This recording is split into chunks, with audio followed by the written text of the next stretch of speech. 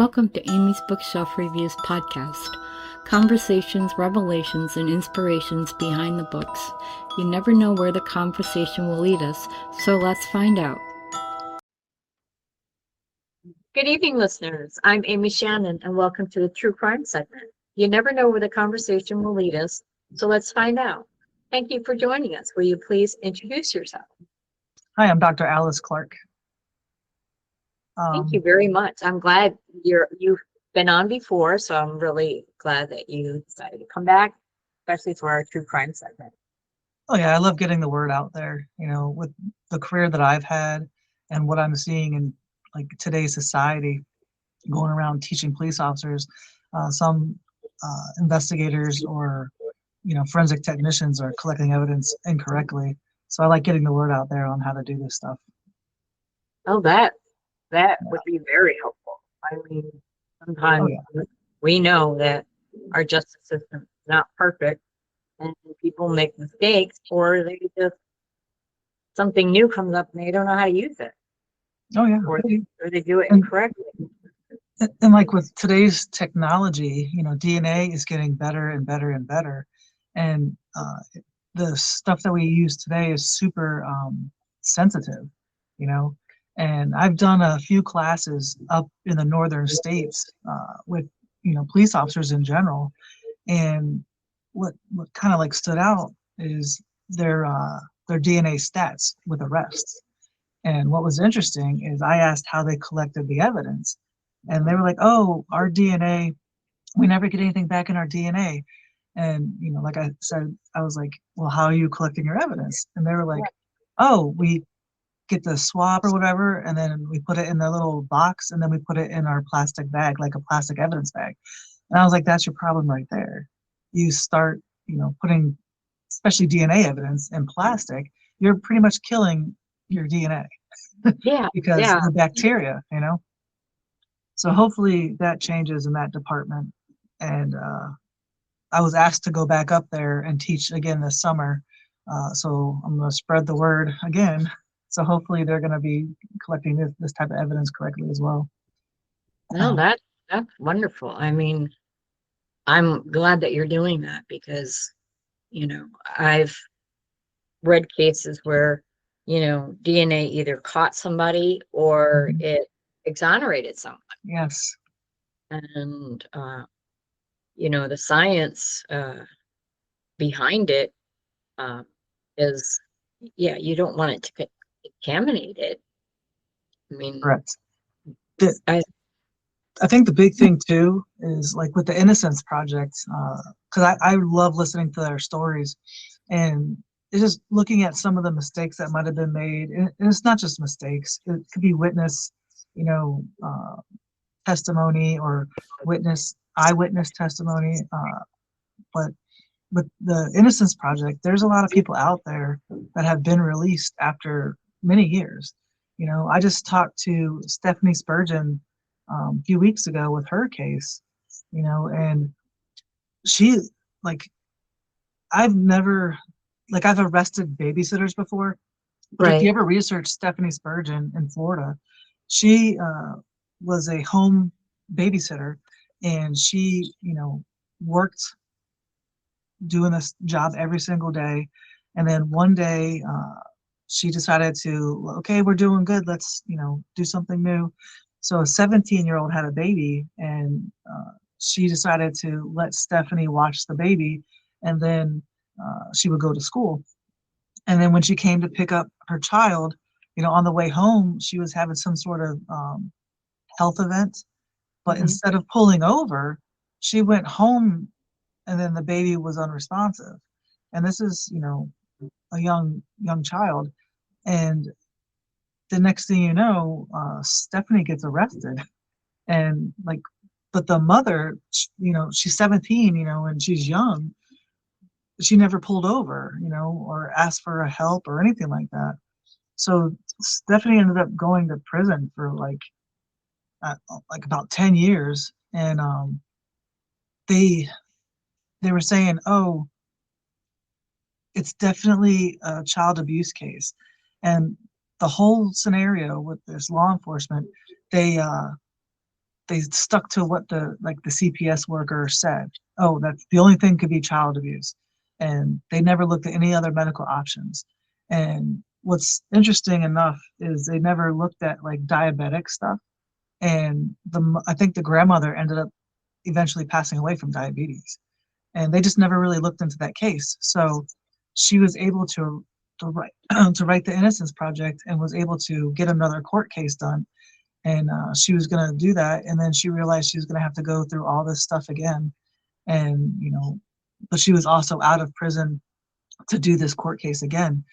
But she didn't want to go through that, so she ended up ultimately pleading guilty, Alford plea, and now she has that convicted felon on her, which is unfortunate.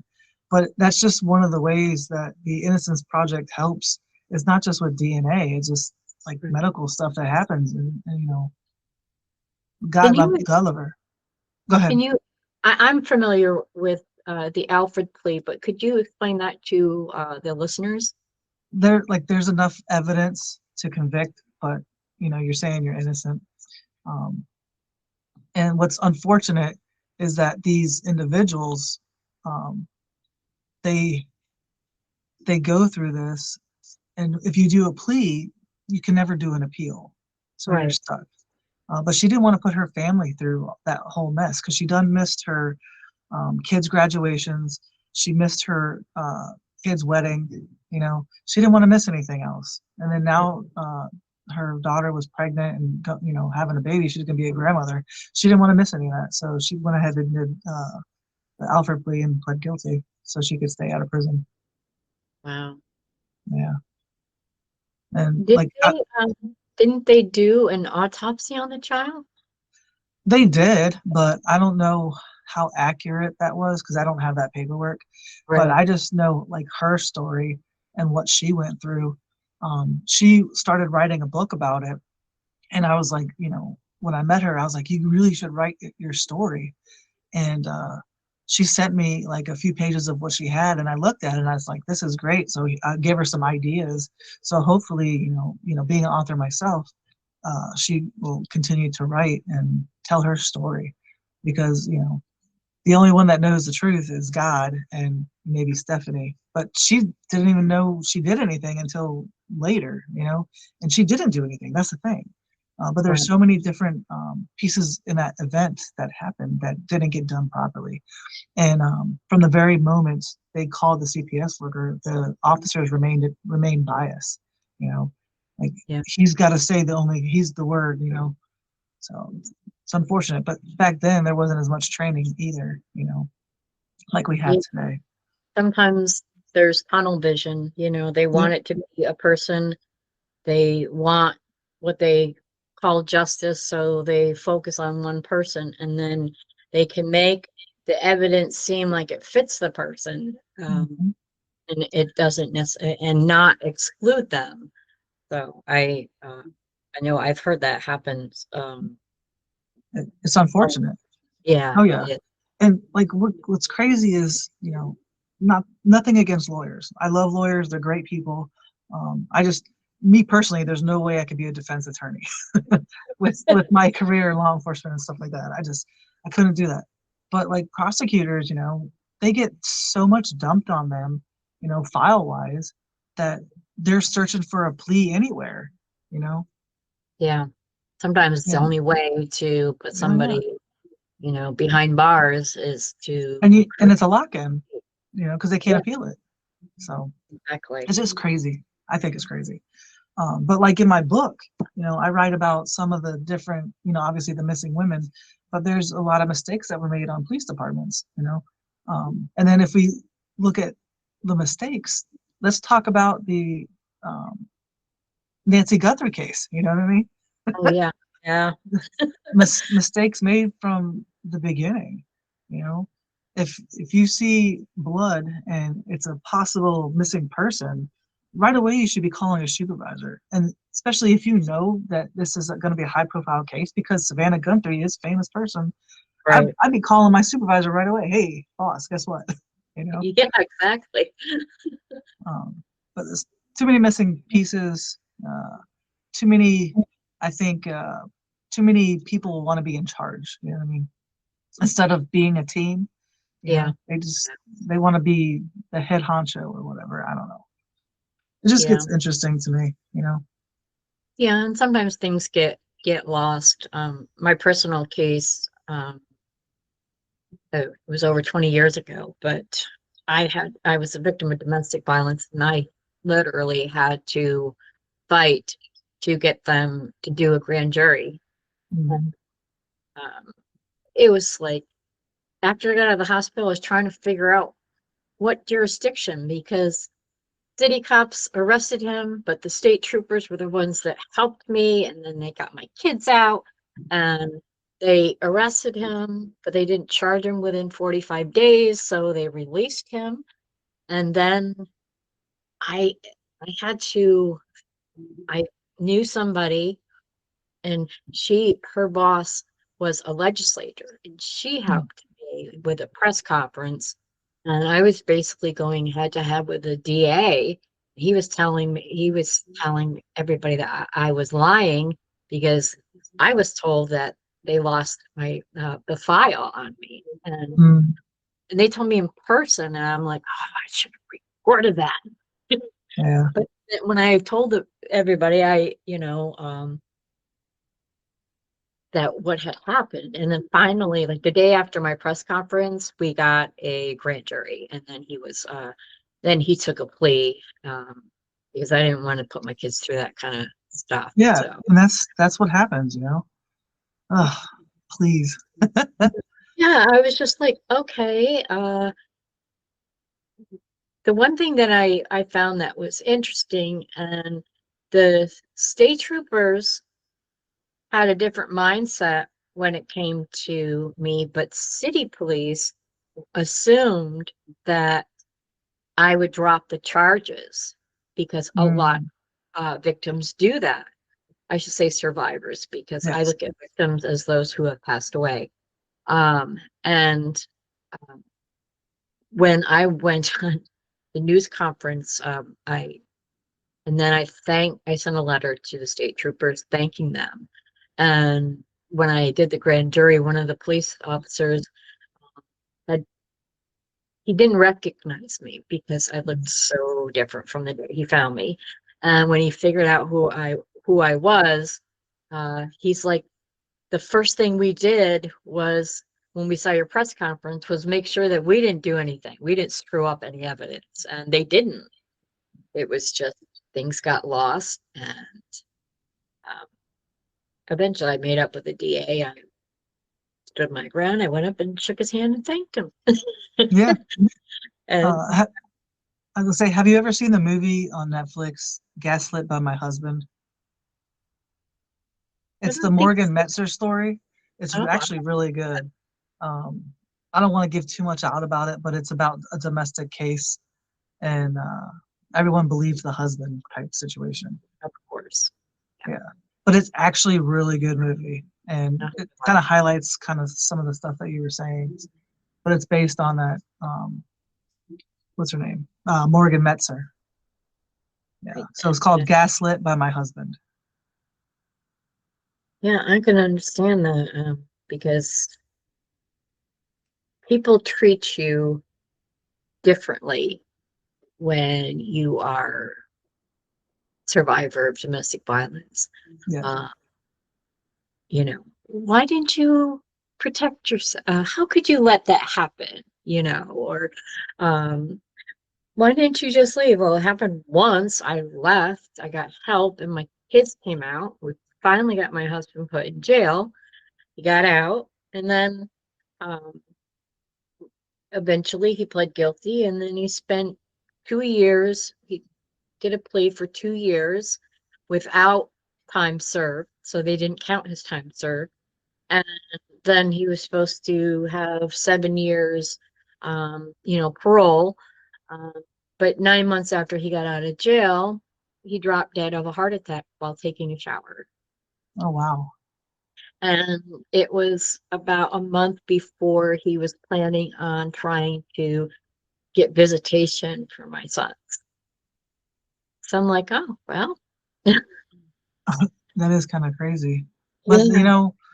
like I said, God is the ultimate judge, and He will do whatever is necessary, I guess, in His hands.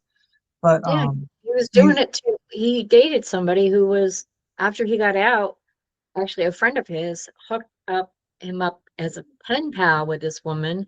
And when he got out of prison, he had a relationship with her. And because she was disabled, he abused her as well, but she thought he loved him. yeah, it's always, I love Him so much, and when I was in patrol and I investigated these domestic, you know, disturbances that can either turn into a domestic violence arrest or whatever. It it was always the same households, you know. Yep. Um, Either the female couldn't leave, because she had the kids, and her husband had the money, you Yeah. know. Um, and then, like with my department, we started noticing this, and then finally we implemented a couple things when we ended up going to these domestic violence calls. We had like a forum, and then everything on the forum we had to discuss with the victim. And there was a phone number to one of our victim advocacy places, Hmm. and the we would call them, and they would talk to her. So they would show or tell her and show her, hey, you can come here if you would like. Nobody knows where this is, you know, but the officer will take you if you need, or if you want to come and escape, the situation that you're in. And some people, went ahead and did it, and some people just denied it. But we would get their signature saying that they denied it. But it was kind of a nice little policy we implemented. Kind of saved a lot of females from having more violence, on them. Yeah, a lot of times they just because, oh, I'm sorry, I love you, blah, Mm. blah, blah. And before it actually happened to me, I mean, uh, I would ask, like, okay, why didn't you tell somebody? Um, and when it happened to me, I was like, it changed my whole mindset. But I also realized, um, when I was in the hospital, the social worker that would come in, and it was like she had a checklist, Mm. and I didn't fit in that norm. Like she's like, it's not your fault. I said, yeah, I know. And she's like, not your fault. I'm like, duh. uh, because she wasn't expecting that. So she made some notes looking at her check. She goes, you're supposed to feel this way. I'm like, well, I don't. I said, I'm angry, but I used the P word. And I said, this should not have happened to me. I fell, I was falling out of my love with my husband. Uh, we had months before that, we had decided to try one more time for the sake of our family. And then a few months later, I uh, discovered that he was doing drugs. Mm. And I called him out on it because I knew he always had an addiction problem. It came and went, and he would get help, and then he would be okay for years, and then he'd fall off the wagon or whatever. But when I told him, I said, you have a choice. I even gave him the number out of the phone book, when we had phone books. I And, remember those days. and I said, you have a choice. I said, it's me and your boys, or it's your drugs. The next day, I came home from going out and paying some bills, and I came home to make my boys their lunch for school the next day, and that was it. He made his choice, and it wasn't us. So, um, Do you think drugs were the root cause of it? no, I think that they fueled whatever anger he became jealous of me. It's around the time I got my first book was published. This is way back when, before Amazon and all of that. And, um, he got jealous of, and that, just having my book published, because it was something that had nothing to do with him. Right. I was successful in my job, and I was fortunate that at the time I had a good job. So, but he was siphoning money out of my account, our joint account, so he could buy his drugs, and then he would start selling off things in the house. Mm. And after he was arrested, he he had priests call me and say, "Oh, his poor soul." And I have nothing against, religious, good for him. Um, Said he found Jesus and the devil made him do it. Literally, he said the devil made him do it. But it was just that, don't call me up and tell me that he's a changed man just because he finally believes in God. I'm like, he believed in the devil before, so he must believe in God too. And I said, the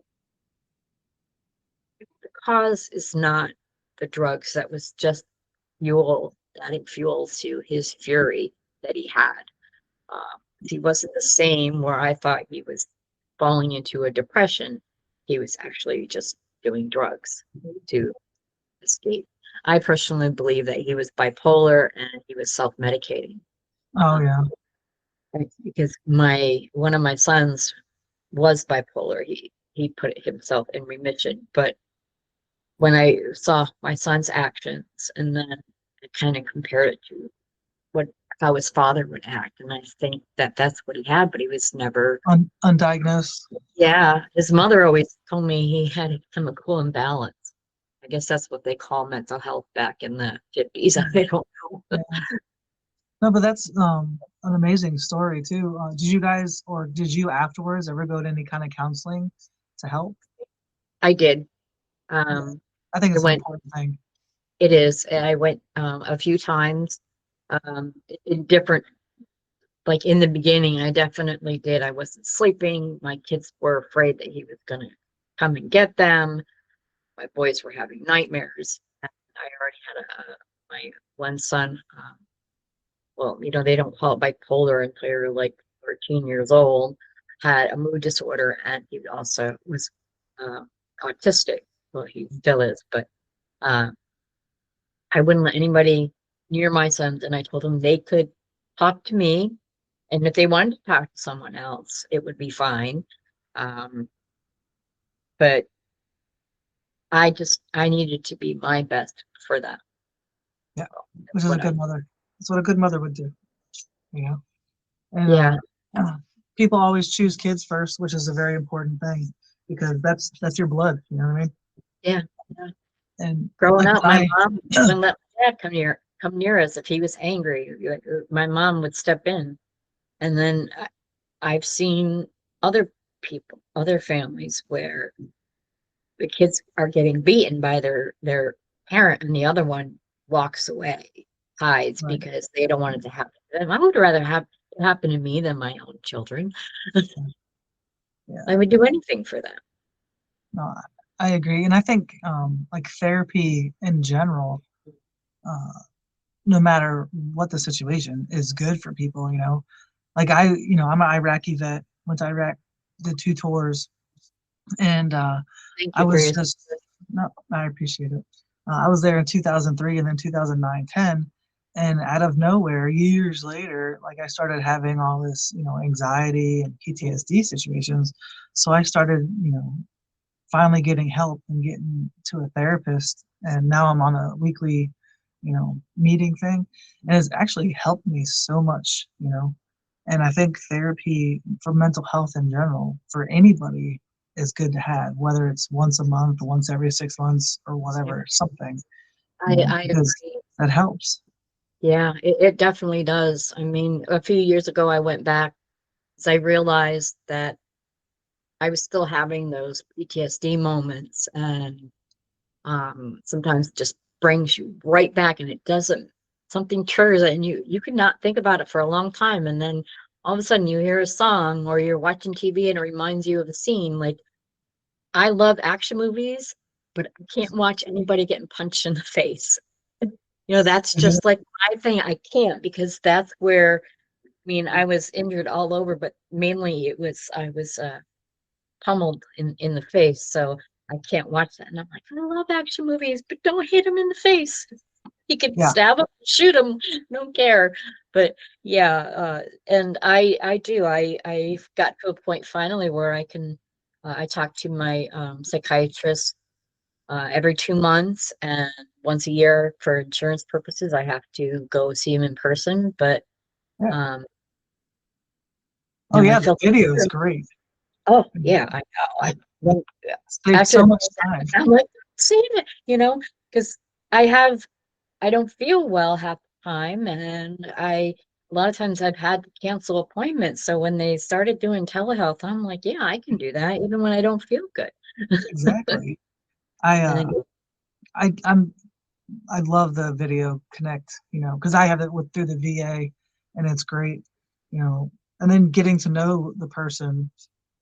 So I see my psychiatrist like every 6 months or whatever, and I go in person for that. But the therapist thing, if you can get on a video, it just makes it that much more simple, I think. yeah, and yeah, No you don't have to. excuses. No, yeah, exactly. I've done it where I've done phone calls while I was laying down, so laying That on is my what own it is. couch. No, But yes, it's very important. I think people, I used to think that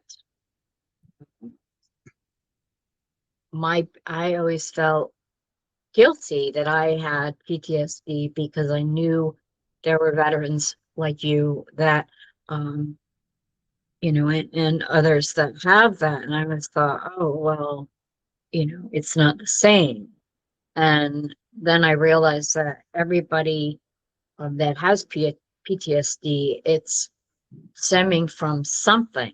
mhm, And you don't have to uh, have the same situation or a similar situation, but right. any there can be trauma, and I think it's best to get it out. My mother had an abusive childhood, but she blocked it out, and Right. then one day, actually, she blocked it That's out. normal. That's normal for the brain to block out Yeah, situations like that. It protects I you. know.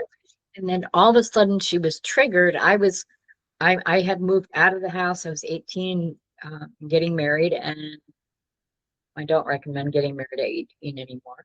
But it was my dad shows up and says, your mother had what you call the nervous breakdown.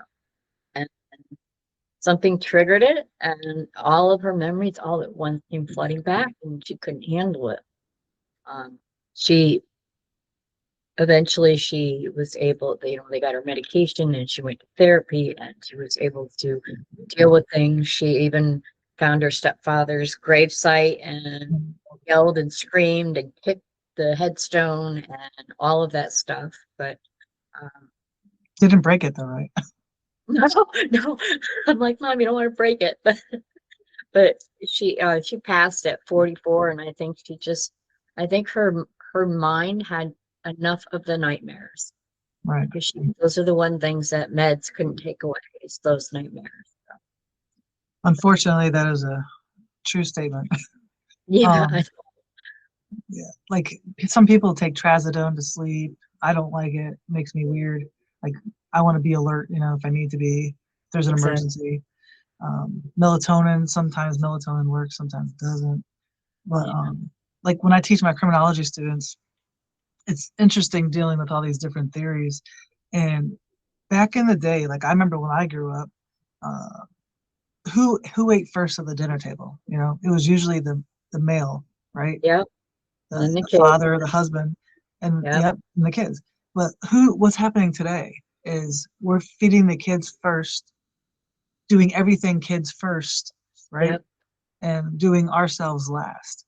So we have to think about this as like if we're on an airplane, who do you put the oxygen mask on first? Yourself, Yep. so you can help the next. Um, Right. so our society and our culture is starting to change, and we have this like kids first mentality, but realistically, we're subliminally telling them that they're better than, the adult, you know. So Yeah, and I it's get just, that. it's interesting. Yeah, because if you can't take care of yourself, how can you take care of your children? Right. If you don't like yourself or love yourself, how can you like or love anybody else? I mean, you have to be your best for them.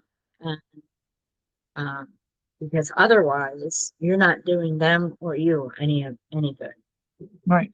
And like, going back to my book though, like there's parents that have like kids like Rachel Hurley, and then Brittany. Brittany went down to Myrtle Beach from Rochester, New York on spring break, and she was murdered in Myrtle Beach. And her parents, had that guilt. It's just, we need to, like, I know it's hard to get over, but that guilt is what kills people inside. You know what I Yeah. mean? And it's not just those cases, it's just anything in general, like survivor's guilt, Yeah. especially in domestic, abuse cases. But, you know, going back to therapy, going to a specialized person in whatever you're feeling, So like where I go is they specialize in military trauma, right? Mhm. And then, other people, they need to go to wherever they're specialized in. And that's the problem with today's society, is that they're just going to places and not picking the specialization of what they need help in. And I think that's why a lot of people say like therapy doesn't work for them. You know? Yeah, and that's definitely it. I went to counseling for the longest time, and then they, they kept moving me from counselor to counselor to counselor because someone quit, someone died, or they just moved on. And I got tired of telling the same story to another person because the next time I had counseling, I might have somebody else. Right. So I told my psychiatrist that I said I'd like to go without a counselor, and I said, "Can I do that?" And he's like, "Yeah." And so I talked to him. He always asks me how things are going, and he doesn't just do my meds and all that stuff. He listens to me for a little while, and he remembers things, and then he always ends the conversation with, "So what do you have to look forward to?" And sometimes it's just waking up tomorrow. Yeah. But that is something that he always says. I just I I like that I have that with him. And if I feel like the meds aren't working or changing, uh, then I tell him about it. I'm very sensitive to different types of meds, so Yeah. I be very careful on what they put me on, and completely get it about that. Yeah, I explain Medicine. that to my students too, because like everyone has a different chemical makeup, so certain things may not work for certain people. And like seeing that, these college students' faces when I say some of that, they're like, really? And I'm like, yes, really. Why do you think we have so many of the same types of medicine, but different, Exactly. And that's why we have different dosages. It's not Yes. just one size fits all. And I I know when my son was young and they put him on Prozac and he was fine. They monitored him in the hospital for a little while, but a month after he came home, he was like psychotic. And I'm like, you got to take him back. This Prozac's not good. And so like whenever like if somebody mentioned to me, I'm like, no, I ain't taking that. I saw what it did to my kid. I don't care if it couldn't be the same thing. So it's also So, like when they ask you how your pain scale, and I always tell that if it's really really bad, I'll tell the nurse or something. I'll be like, it's a 9. She's like, it's a 9. I'm like, it's that bad, but I said it would be a 10, but I'm not crying like the picture shows. yeah. I said because it hurts too much to cry, and usually they don't say much, but I had one nurse that says everyone's pain scale is different. It's Mhm. not just that picture, from 0 to 10 uh, that they show, But I'm like, oh, because I figured I'm not crying because it hurt so bad that not a 10. Yeah. So So everything, yeah, I like last year I had to go to the hospital. Um, it started out like almost like whiplash, and it was hard to turn my head or whatever. And then the next day I could not turn my head, and I was like turning my whole body just to look. And then I went to bed that night, woke up in the middle of the night, and like I felt like I couldn't breathe. So I went to the hospital, and apparently I had an internal bleed between my spine and esophagus. oh my goodness. But I was so mean because like I don't like to take medicine. Um, I have like being like a cop and stuff like that. I see overdoses and all, but Yeah. I didn't want to take anything. And so eventually they ended up giving me Ativan because I said sure. And then I was passing in and out. But I asked the doctor, I said, how does something like this happen? Because I'm not out there going crazy, you know what I'm saying? And he's like, he looked at me dead serious and said, that's a conversation between you and God on Sunday. So the internal bleed, yeah. I was like, I don't know how I even got that. But I ended up on antibiotics and everything, because if you have internal bleed, you could still get an infection because of the Yeah, blood. yeah. So I had a Nobody nice wants little, a blood infection. and then I had my turkey sandwich, hospital turkey sandwich. So good. But it was interesting because I just did not want to take any kind of medicine or whatever. And then finally they gave me that Ativan, calm me down, and whatever painkillers. But I was like, that's a 12. I was at a 12. It hurt so bad. Like I was getting a headache from it. Oh, it was terrible. Jeez.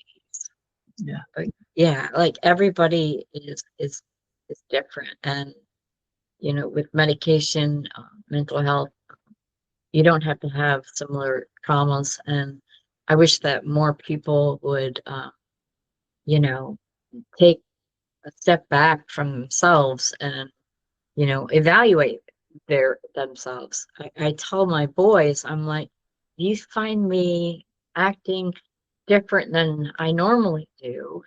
Ask me, instead of getting mad at me, ask me if I took my morning pills, because there are times I forgot. Yep. Then I realize, oh, I better keep taking my meds. um, and so that was something that, I'm like, I forget things because of my head injuries. So uh, I'm like, just ask me if I took my morning meds. I'm like, if I don't take my nighttime meds, I don't sleep. So then I know that I didn't take Do them. you keep them? Do you keep them in a bottle still? I actually have a month of Okay. supplies. Okay. Yeah, Because I I keep used mine in a to. bottle, and I my used doctor told me to flip it upside down once I take it so I can remember. to, what So I used to have the like the 2 week thing, and then saw that they had like a whole month. Well, it goes up to 30, and then I put a little baggie for 31. It looks like a little drug dealer bag, but um, so at night I take out the one square. I could take out the individual ones, and then in the morning when I see that it's empty, I remember put it back, and then I take my morning pills. But sometimes got to forget to look for the square until nighttime, and I'm yeah, like, yeah. so So it is. advice to those people out there. Yeah. Yeah, Uh, whatever works to help you yeah. remember. And if you are on your meds, if you notice that you feel different, sometimes I'll tell my kids that I just feel off, like I'm not And myself. your body knows, your body's telling you something. Only you Yes, know your own body. exactly. And I've learned to know my own body a lot more and pay attention to what it's telling me, and not just, yeah, right, okay, I can still do stuff. Yeah. Yeah. And then like red flags. I just thought of this too. People with red flags, like with domestics and stuff. If you have a red flag or you feel like it's a red flag, then your gut is telling you something. You know what I mean? Yeah. So follow your body. exactly. Yeah. And don't, you know, I recommend to any domestic, whether, and I've talked to a lot over the years, people, because of my situation, friends would say, I know this person, would you talk to her? And so I let them tell me their story. And I never told them, well, you got to call the police. I never said that because just going through it, and it doesn't always work the way you expect it's going to work. It's not always a happily ever after. Sometimes you may not be strong enough to have to deal with it. Right. So I taught them, set a plan in your head, nothing written down. Decide what you want to do and see. I thought I had no place to go. Um, and it turns out I did have a place to go. I was able to go to the state troopers. I ran literally for my life, but people, it's not, our justice system isn't perfect. And sometimes you will get that police officer who automatically assumes that you're not Mhm. going to press charges anyway. So if And you're going to, that's the culture too that the police officers have. yeah, Not all of them do, but a right. majority, they're like, well, we're just going to make the arrest and it's going to get dismissed in court, so why even bother? Yeah, You know? exactly. And that happens. And a lot of times it's in the smaller towns, but Mm-hmm. it's also in bigger ones. But it also shows how the different levels of police officers, the difference between local police or city police, and then sheriffs and state troopers. And sometimes I just wish that police officers were all trained like troopers were, Yeah. Well, going I through think it depends on the jurisdiction too, because I don't know where you were at, but upstate New my York. department was in okay, yeah, my department was in Virginia, and like our code said, if you find a predominant aggressor, you shall make an arrest. It wasn't you may or you can, it was you shall. So whoever was a predominant aggressor would end up getting arrested. And a lot of times, some of the officers would write mutual combat, like they were both going at each other. And then we started talking about strangulation. I think it takes about 156 seconds to die from strangulation. Yes. And what's interesting in strangulation is a lot of people weren't really uh, writing uh, for strangulation, like codes for an arrest or whatever. And the the the sad thing is that you have the pressure, so you're already trying to fight for your life, right? Yep. So after 6 to 8 seconds, you can become unconscious. And then you have the anoxic seizure after that, about 14 seconds. And then your 15 seconds, you can lose your bladder, control of your bladder. And then after 30 seconds, you can have the loss of your bowels. And then you have a minute, and then 62 seconds, um, death or your respiration starts to cease. And then people have died, with between the 62 seconds and then the 157 seconds, depending on, the gasping. If you have, because, some people choke and then they might loosen a little bit to get a gasp of air. I think it just depends on the oxygen. But literally 157 seconds, 156 seconds, someone can die from strangulation. And what departments should look at, or anybody, if you have a victim of someone that was strangled, uh, going to the hospital and getting like CAT scans done or whatever, because the bruising underneath, and maybe if they end up dying, the hyoid bone that's floating, it's like a little, Right. yeah, half circle, whatever. Um, but a lot of people overlook the whole strangulation because you might not have bruises right away, but you might have like finger, you know, or palm around your neck. Yeah, I Um, had a large bruise like right yeah, through my throat because that's where his thumbs were pushing. yeah, And felt myself starting to pass out. And then they say, like, you see your life flash before your eyes. I saw my death. Like I could picture my kids finding me dead on the floor, and then I could picture him wrapping me up in a carpet, digging and burying me in the backyard. That's what I saw and I was so tired, like I almost wanted to give up. And then I saw that, and somehow I managed to catapult sit on his lap. He was in a chair because he got tired. So he didn't realize, I guess, how hard it is to actually bury and strangle somebody. It takes longer than they realize when they try to do it. Um, and I catapulted myself off of him, and I ran, and I just ran and ran and ran. So, um, just one of those things. And yeah, I had a bruise here for the longest time because just the way he was pushing in on it. And some people do it like he had big hands, and he was a big guy, but he was just, he was also high. So it would be like he pushed, then he gets tired because Did he he hit me. remember any of this? Or did he Oh, say he didn't yeah. remember? Oh, he said he told them, "Oh, we just had a little fight." Oh, That's yeah. what he said. And he's like, "I don't know where she." When I left, and they went to arrest him. They had to surround. He wouldn't let him in. They surrounded the house, and they got him. The state troopers went in, and they took care of my kids.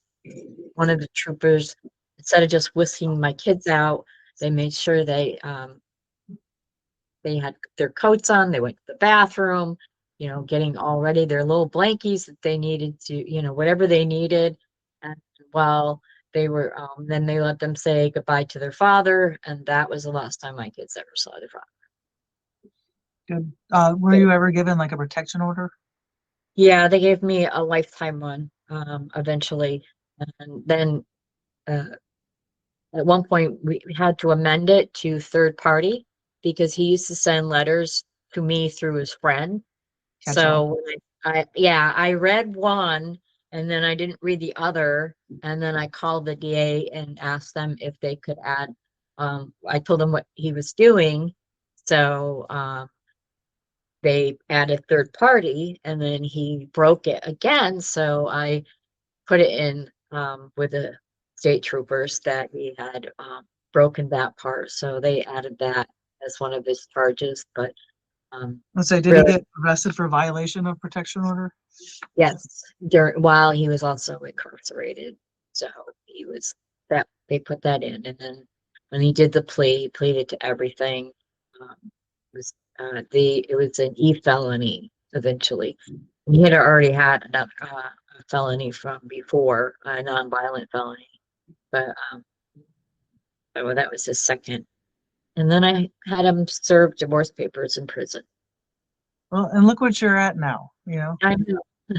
I I tell my kids, I said I would go through everything all over again because I have my boys. That's Doesn't matter amazing. how I feel.